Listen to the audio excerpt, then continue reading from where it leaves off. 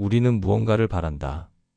더 많은 돈, 더 좋은 집, 더 근사한 사람, 더 많은 좋아요, 더 인정받는 자리. 하지만 그 욕망을 하나하나 들여다보면 그 대부분은 내가 아니라 남이 원한 것을 내가 따라한 것에 불과하다. 어느 날 문득 이런 생각이 들었다. 나는 이걸 정말로 원한 걸까? 아니면 남들도 좋아하니까, 사회가 성공이라고 하니까, 그래서 나도 따라 욕망한 걸까? 이런 욕망은 결국 나를 나로부터 멀어지게 한다. 처음엔 욕망이 나를 움직이는 것처럼 보이지만 어느 순간부터는 욕망이 나를 조종한다. 나는 내가 진짜 원하는 게 뭔지도 모른 채 계속해서 남이 원하는 것을 갈망한다. 그게 바로 모방된 욕망이다. 누군가의 삶이 좋아 보였고, 누군가의 인정이 부러웠고, 누군가의 손에 쥐어진 것이 내게 없어 보였기에 그걸 나도 원하게 된 거다. 하지만 이 욕망은 끝이 없다. 왜냐면 그 욕망의 출발점이 내 마음이 아니라 타인의 시선이었기 때문이다.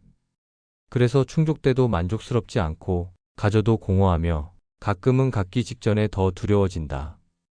라캉은 말한다. 욕망은 충족될 수 없는 구조다. 결코 채워질 수 없기에 우리는 끊임없이 갈망한다. 지라르는 말한다. 사람은 대상을 직접 욕망하지 않는다. 그 대상을 욕망하는 타인을 모방한다. 이게 무슨 말일까? 나는 어떤 물건이나 자리를 욕망하는 것이 아니라 그걸 욕망하고 있는 누군가의 욕망을 욕망하는 것이다. 예를 들어, 어린아이는 장난감보다 다른 아이가 그 장난감을 갖고 있기 때문에 더 원한다. 어른도 다르지 않다. 누군가가 성공이라 불리는 무언가를 가지고 있으면 그 자체보다 그 사람이 원하고 있는 방식을 따라하고 싶어진다. 욕망은 그렇게 비껴간다. 진짜 내가 원한 것이 아니라 타인이 원한 걸 따라잡으려는 욕망. 그걸 우리는 진짜라고 믿고 살아간다. 하지만 결국 그런 욕망은 나를 나 아닌 누군가로 만든다. 그럼 어떻게 살아야 할까? 어떻게 해야 욕망에 휘둘리지 않고 조금 더 나다워질 수 있을까? 나는 이렇게 말하고 싶다. 1. 욕망을 의심하라. 어떤 것을 간절히 원할 때 잠시 멈춰서 이렇게 물어봐라. 정말 내가 원하는 걸까? 이걸 갖고 싶은 이유가 내 안에서 온 것일까? 아니면 남이 가진 걸 보고 부러웠던 걸까? 이 질문 하나만으로도 많은 가짜 욕망들이 조용히 사라진다. 2. 타인의 삶을 참고하되 비교하지 말라. 비교는 욕망의 씨앗이 된다. 비교가 시작되면 그 순간부터 나의 삶이 아니라 타인의 삶을 따라가는 인생이 된다. 참고는 영감을 주지만 비교는 나를 고갈시킨다. 3. 욕망이 아닌 방향을 설정하라. 욕망은 언제나 부족함에서 출발하지만 방향은 의미에서 출발한다. 내가 어떤 삶을 살고 싶은가? 내가 누구로 기억되고 싶은가? 그 질문의 답을 따라가면 타인의 욕망이 아닌 나만의 궤도를 살게 된다. 4. 욕망은 죄가 아니다. 그러나 욕망에 속는 것은 어리석음이다. 욕망을 부정할 필요는 없다. 인간은 욕망하는 존재이니까. 하지만 욕망에 끌려다니는 삶은 결국 끝없는 고통으로 이어진다. 욕망을 다스리는 가장 강한 방법은 그것을 들여다보고 이해하고 받아들이는 것이다. 5. 죽음을 떠올려라. 이 세상의 욕망은 대부분 죽음 앞에서 무력하다. 욕망은 늘 말한다. 더 가져야 해. 더 올라가야 해. 더 보여줘야 해. 하지만 죽음은 속삭인다. 결국 다 놓고 가야 해. 그 순간 진짜 중요했던 것들이 선명해진다. 사람, 사랑, 나의 진심. 나는 욕망을 포기하라고 말하지 않는다. 나는 그저 욕망에 속지 말라고 말한다. 진짜 원하는 것 하나만 있어도 그 사람은 단단한 삶을 살아갈 수 있다. 그러니 물어봐야 한다. 지금 내가 원하는 것은 정말 내가 원한 것인가? 아니면 남이 원하던 것을 나도 흉내 내고 있는 것인가? 그 질문이 너를 진짜 너의 삶으로 데려다 줄 것이다. 욕망은 언제나 외부에서 나를 흔든다. 그리고 나는 너무 자주 그것을 내 안의 진심으로 오해해왔다. 하지만 이제는 분명히 알겠다. 누군가의 욕망이 나에게 전염되고 그것이 어느새 나의 목표가 되며 그 목표는 시간이 지날수록 나를 소진시켜 간다는 것을. 그 욕망이 나를 어디로 끌고 가는지 알 수 없을 때 나는 조용히 내 마음을 되돌아본다. 욕망은 떠들썩하지만 진실은 언제나 고요 속에 숨어 있다. 가장 먼저 해야 할 일은 욕망의 소리에서 벗어나 침묵의 공간을 확보하는 것이다. 나는 말 없는 산책길에서, 아무도 없는 밤의 창가에서, 타인의 평가에서 벗어난 순간에 비로소 내 마음속 가장 조용한 목소리를 듣게 된다. 그 목소리는 이렇게 말한다. 조금은 덜 원해도 괜찮다. 더 가져야 한다는 생각은 사실 타인의 것이었다. 지금 가진 것 안에서 감사할 수 있다면 이미 충분한 것이다. 이 깨달음은 모든 것을 버리고 떠나라거나 욕망을 부정하라는 말이 아니다. 단지 너무 많은 욕망 속에서 너의 진짜 목소리가 묻히지 않게 하라는 뜻이다. 어쩌면 진짜 원하는 삶은 모든 걸 이룬 삶이 아니라 너무 많은 걸 원하지 않는 삶일지도 모른다. 그렇게 살면 덜 흥분되고 덜 눈에 띄고 덜 화려할 수는 있겠지만 그 대신 훨씬 단단해진다. 훨씬 덜 흔들린다. 그리고 훨씬 더 평온해진다. 욕망을 내려놓는다는 것은 세상을 포기하는 것이 아니라 세상에서 나를 지키는 일이다. 가끔은 한 걸음 뒤로 물러나 지금 서 있는 자리를 다시 살펴보아야 한다. 욕망은 늘 앞으로 나아가라고 말하지만 진짜 삶은 한 번쯤 멈추는 데서 시작된다. 멈춘 자만이 자신이 어디로 향하고 있었는지를 비로소 알게 된다. 나는 그 시간을 욕망의 반대말이라 부르지 않는다. 그건 오히려 욕망의 본질을 비추는 유일한 거울이다. 그리고 그 거울 앞에서 나는 처음으로 나 자신에게 묻는다. 정말로 원하는 것이 무엇인가? 나는 예전엔 이런 착각을 했다. 좋은 관계는 상대가 나를 이해해 주는 데서 시작된다. 그런데 그건 틀렸다. 진짜 좋은 관계는 내가 나를 이해할 때 비로소 가능해진다. 내 욕망이 어디에서 비롯되었는지, 왜 이 사람의 말에 괜히 민감해지는지, 왜 그 친구의 성공이 축하보다 불안으로 다가오는지를 제대로 들여다볼 수 있어야 한다. 그건 쉽지 않다. 우리 대부분은 인정받기 위해 타인의 기준에 맞춰 스스로를 조율해왔다. 하지만 그렇게 맞춘 관계는 결국 가면 대 가면의 만남이 될 뿐이다. 겉으론 친밀하지만 내면은 공허하고 서로를 소비하며 서로를 질투한다. 그 관계 속에서 나는 사랑받기 위해 누군가가 되어야 했고 버려지지 않기 위해 진짜 나를 감춰야 했다. 하지만 나는 이제 알고 있다. 그 어떤 진짜 연결도 위장된 욕망 위에 세워질 수 없다는 걸. 그러므로 먼저 해야 할 일은 관계를 쌓는 것이 아니라 관계를 덜어내는 것이다.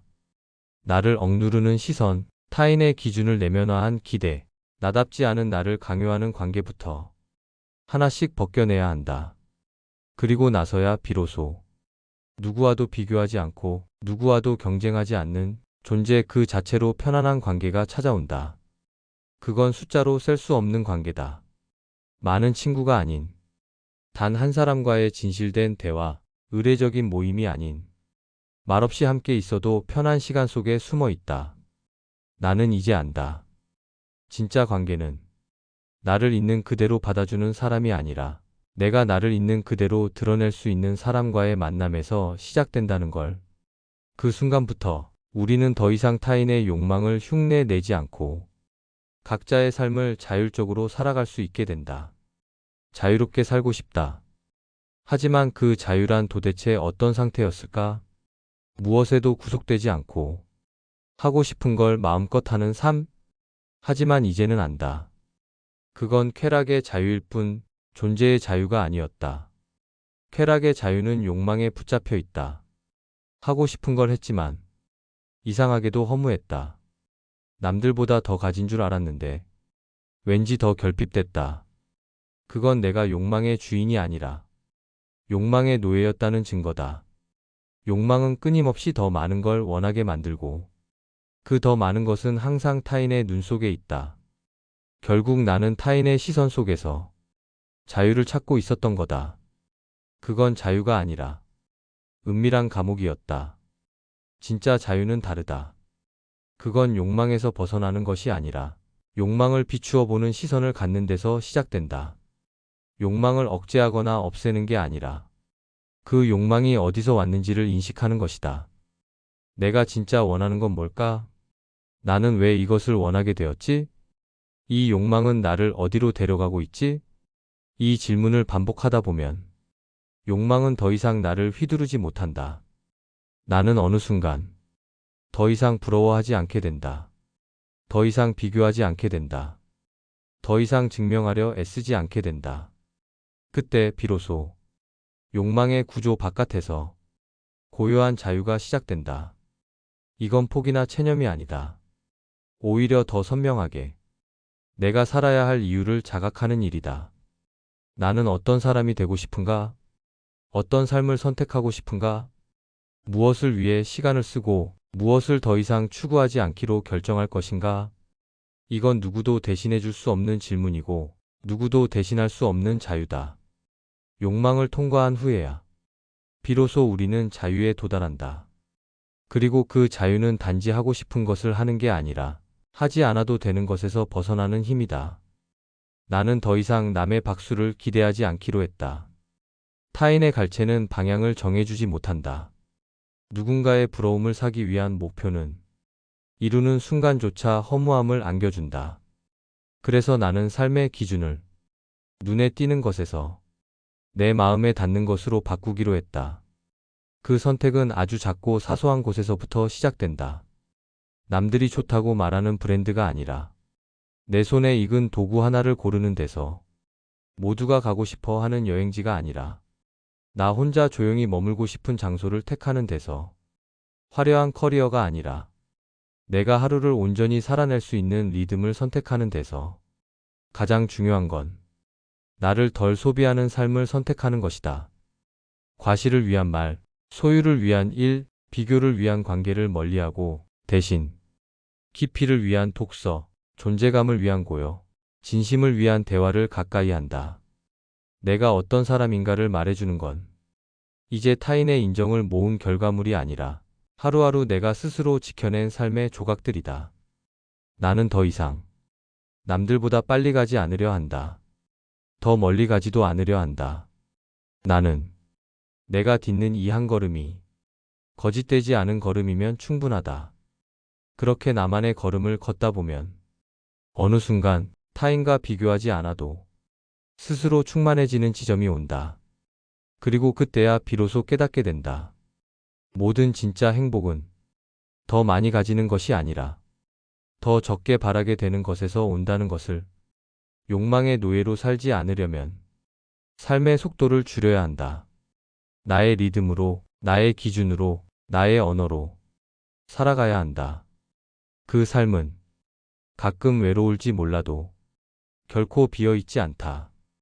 그곳에는 가짜가 빠져나간 자리마다 진짜가 고요히 자라고 있기 때문이다. 어린 시절의 나는 누구를 흉내 내지 않았다. 누구와도 비교하지 않았다. 그저 나였고 그것으로 충분했다. 하지만 사회는 묻는다. 너는 얼마나 유용한가? 얼마나 인정받고 있나? 얼마나 더 나은가? 그 질문에 대답하느라 나는 나를 잃었다.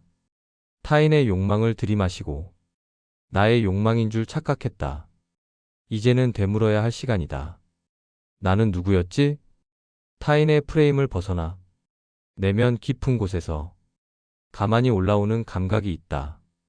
그건 성과로 증명되지 않아도 좋고 누군가의 평가에 기대지 않아도 되는 감각이다. 아무 이유 없이 그저 좋아서 하던 일, 결과와 무관하게 몰입할 수 있었던 순간, 시간이 멈춘 듯 나 자신이 가장 나다웠던 그 장면, 그게 바로 나의 원형, 내가 세상에 태어난 이유다. 진정한 자아는 외부에 없다. 누가 만들어주는 것도 아니다. 그건 이미 내 안에 있었고 내가 멀어진 것이다. 욕망은 방향을 흐리게 만들지만 그 흐릿함을 인식하는 순간 길은 다시 또렷해진다. 이건 내가 진짜 원하는 게 아니야. 그 한마디가 삶을 전환시킨다. 그건 단순한 거부가 아니라 회복의 선언이다. 자아를 회복한다는 건 마치 부러졌던 뼈가 다시 붙는 것과 같다. 처음엔 아프고 혼란스럽고 정체성의 해체처럼 느껴진다. 하지만 시간이 지나면 알게 된다. 그 모든 붕괴는 새로운 구조를 위한 여백이었다는 것을. 무너짐 속에서 다시 세워지는 나는 이전보다 더 단단하고 더 조용하고 더 이상 무엇이 되어야만 하지 않는 존재로서의 나다. 이제 나는 묻지 않는다. 내가 잘하고 있는 걸까? 이렇게 살아도 되는 걸까? 그 대신 이렇게 말한다. 나는 이 길을 선택했다. 이 삶은 나의 것이다. 더 이상 욕망에 휘둘리지 않고 욕망을 응시하는 눈을 가진 나. 더 이상 흔들리지 않고 내면의 근원에서 선택하는 나. 그게 바로 진정한 자아의 회복이다. 그리고 그 회복은 내가 지금 여기 있는 이 순간에서 시작된다. 이제 조용히 눈을 감아보자.